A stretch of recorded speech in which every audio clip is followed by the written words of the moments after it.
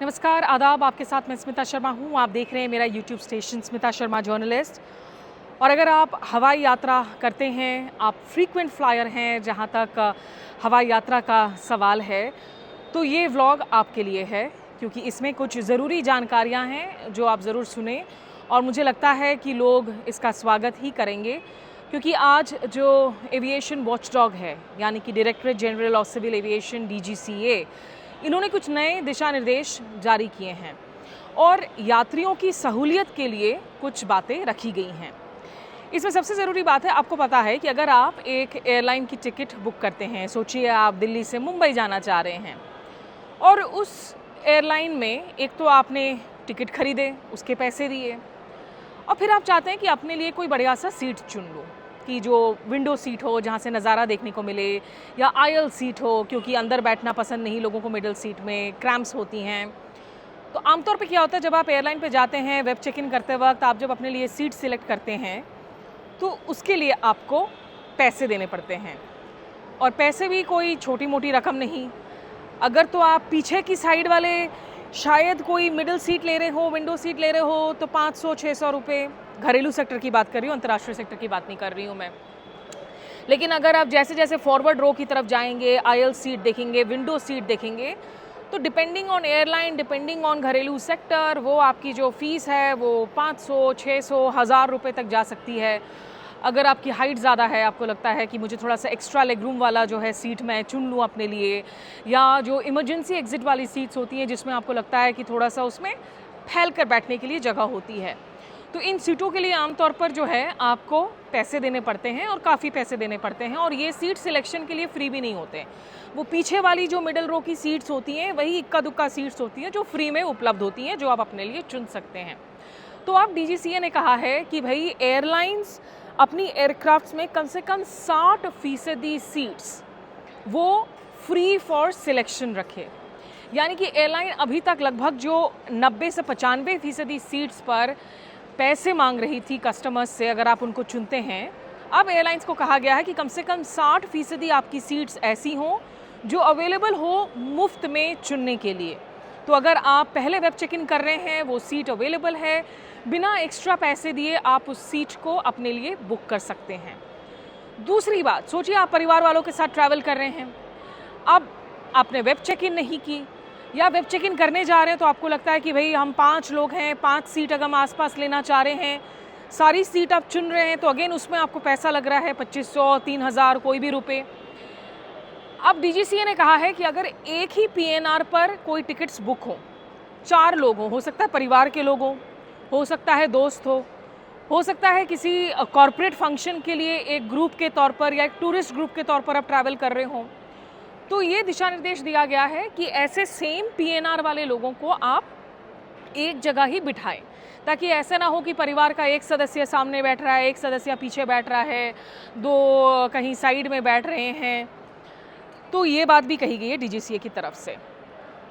तीसरी बात, DGCA ने कहा है कि जो लोग अपने साथ, जो स्पोर्ट्स में होते हैं, जो आर्टिस्ट्स होते हैं, एथलीट्स होते हैं, काफ़ी दफ़ा आपने देखी होंगी खबरें कि कोई जो है अपनी हॉकी स्टिक किसी को नहीं मिल रहा है, किसी को अपना बैट नहीं मिल रहा है, कोई कॉन्सर्ट में परफॉर्म करने के लिए जा रहा है, इंसान लैंड हो गया, गिटार को आपने क्योंकि कहा था चेक इन करवाओ, गिटार नहीं आया, या कल आपका कॉन्सर्ट है लेकिन अभी तक आपका वायलिन नहीं पहुंचा है, तो DGCA ने कहा है कि यात्रियों की सुरक्षा को आप अपने हितों में ज़रूर रखें, उनका ख्याल ज़रूर रखें, लेकिन जो लोग इस तरीके से स्पोर्ट्स इक्विपमेंट, जो उनकी पर्सनल इक्विपमेंट है, एथलीट्स हैं, कहीं कंपटीशन के लिए जा रहे हैं, कहीं परफॉर्मेंस के लिए जा रहे हैं, उन लोगों को आप सही तरीके से जो है इनके ये इक्विपमेंट कैरी करने दें।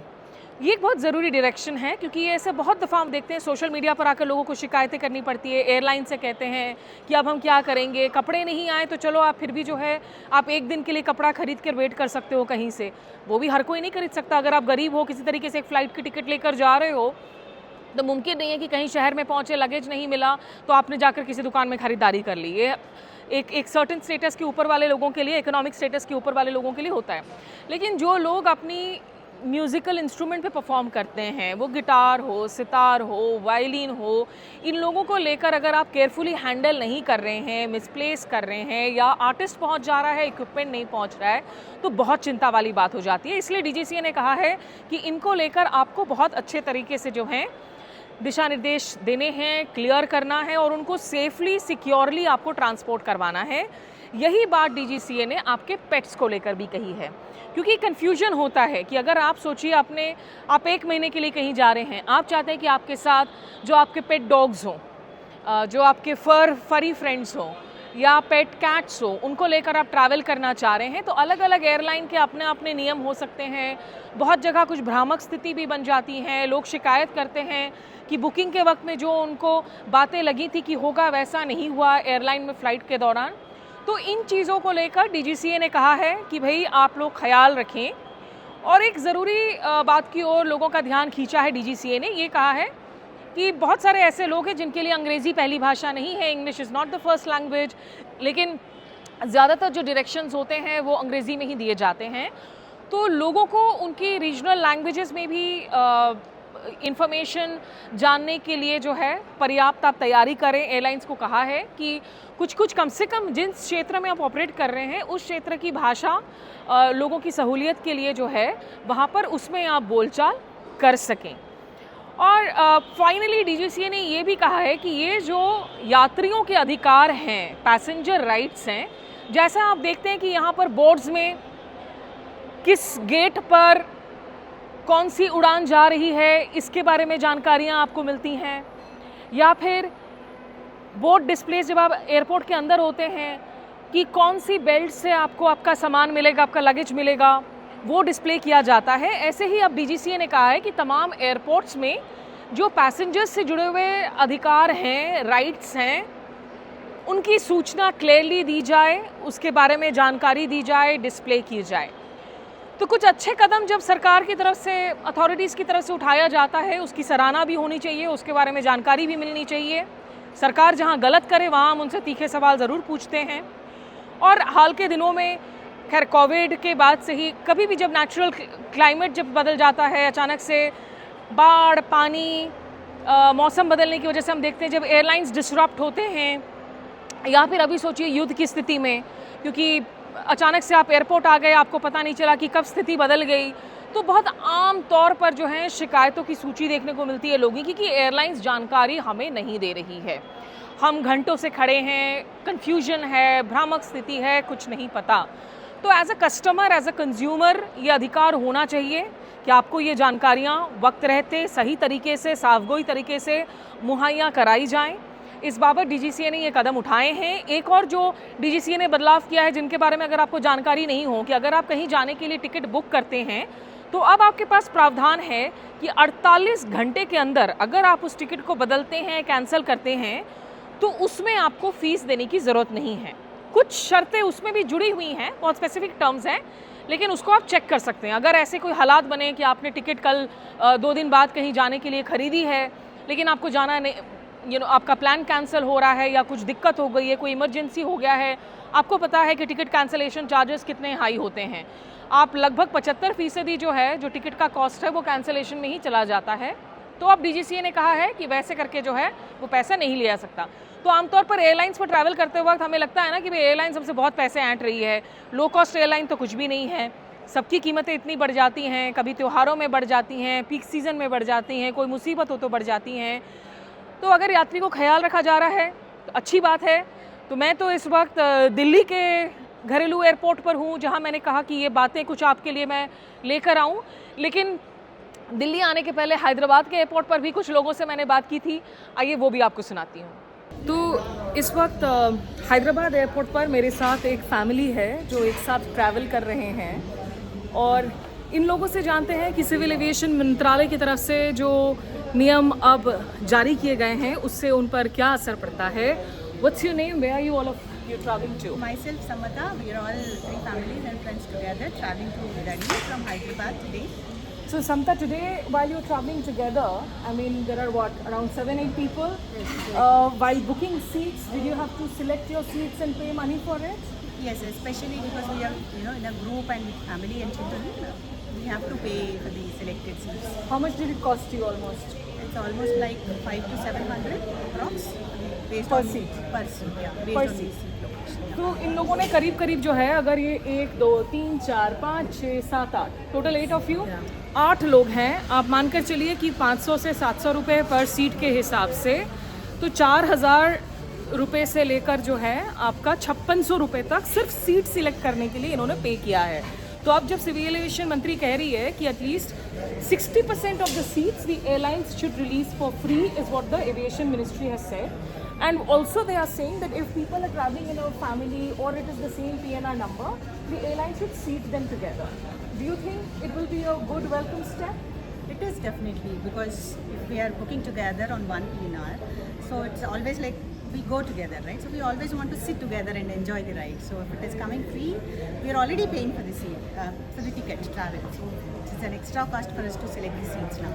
So if we are allowed to sit together, free together, and we can even enjoy the ride and feel happy. What about you? How do you look at it? Yeah, it's a good idea, and you can Huh? book the What do you seats do? together. I'm a student. You're a student. I'm a student. So I'm right now studying your right mother now, is second- paying for the tickets. Yes. Huh? My mother is paying for the So at least she will have to pay less, or you Yeah. will not have to choose middle seat only because it is free. Yes. You welcome this step? Yeah, I'll welcome this step. Okay. Who else is there? You want to give a reaction? No, you're too young right now to earn. Yes. So you can't. But who's earning here?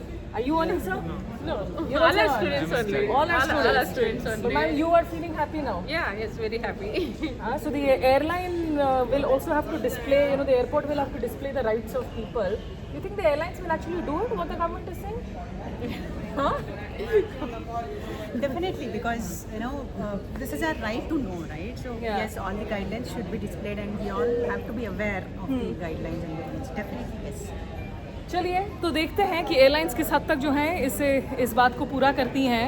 यहाँ कम से कम ये परिवार, at least for now you've lost out on that money. Next trip hopefully you will be spending less. Yes. So I think we can travel frequently and with the family together. What if the airline raises the cost of the ticket now to adjust this? No, please. At least we wish that will not happen. But yes, this is definitely a welcome step. Passengers who travel with the family and frequently. ठीक है, अब ये देखना होगा कि देखिए अभी because ये जो ईरान, इजराइल, यूएस के बीच में युद्ध चल रही है, fuel surcharge has been increased, IndiGo to Air India सब ने फ्यूल सरचार्ज लगा दिया है, टिकटों की प्राइस घरेलू से लेकर अंतर्राष्ट्रीय स्तर तक बढ़ा दी गई है। अब सरकार ने अगर ये स्टेप्स लेने के लिए कहे हैं, जो इनकम के मेथड्स थे फॉर एयरलाइंस, क्या वो एक्चुअली में करते हैं या फिर कहीं ना कहीं the cost of these measures are passed on to consumers by way of increasing the ticket prices. Ticket के प्राइस को ज़्यादा बढ़ा देंगे क्या इन कॉस्ट्स को, ताकि वो एडजस्ट कर सकें, ये देखने वाली बात होगी। फिलहाल have a safe journey and enjoy your trip. अच्छा है मैम, काफ़ी अच्छा है। फैमिलीज़, छोटे बच्चे होते हैं साथ में, फैमिली होती है साथ में, at least they are sitting together, it's much better for them, easier, very convenient for them. तो फिलहाल के लिए ये ज़रूरी सूचनाएं, आप एक जागरूक ग्राहक बने, जागरूक कंज्यूमर बने, जागरूक नागरिक बने। सरकार की जहां खामियां हों वहां उसे उजागर करें, लेकिन सरकार जब आपके लिए कुछ नीतियां बनाए तो उन नीतियों को समझें और उन नीतियों पर अगर काम नहीं हो रहा है तो उसे भी ज़रूर हाईलाइट करें। अभी मेरे साथ बस इतना ही। हमारे साथ जुड़ने के लिए शुक्रिया, और अगर आपने चैनल को सब्सक्राइब किया हुआ है तो अपना बेल आइकन नोटिफिकेशन ज़रूर प्रेस कीजिए तमाम अलर्ट्स के लिए। नमस्कार, आदाब।